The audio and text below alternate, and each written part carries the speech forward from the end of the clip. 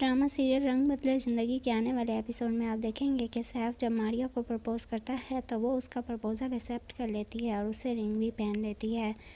लेकिन जब वो किचन में काम कर रही होती है और उमाइमा ये रिंग देखती है तो वो कहती है कि ये तो बहुत महंगी रिंग है, तुम्हारे मामा पापा तो नहीं दिला सकते, फिर तुम्हें किसने दिलाई।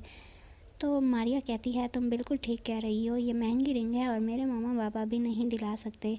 तो वो कहती है कि ये रिंग तुम्हें किसने दिलाई। तो वो कहती है कि ये रिंग मुझे सैफ ने गिफ्ट की है। ये सुनकर तो उसे और ही गुस्सा आ जाता है कि भाई के कदम उसकी तरफ बढ़ते जा रहे हैं। वो अपनी मामा को बताती है और कहती है कि भाई ने उसे प्रपोज़ किया और उसने भी प्रपोज़ल एक्सेप्ट कर लिया। तो उसकी मामा इरफान को कॉल करती है और कहती है कि तुम्हें कुछ मालूम है कि तुम्हारी बेटी क्या करती फिर रही है।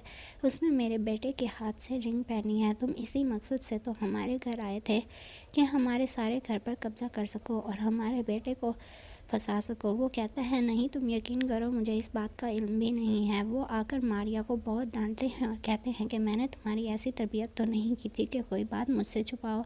तो मारिया कहती है कि बाबा मैं आपको बता देती, बस टाइम ही नहीं मिला।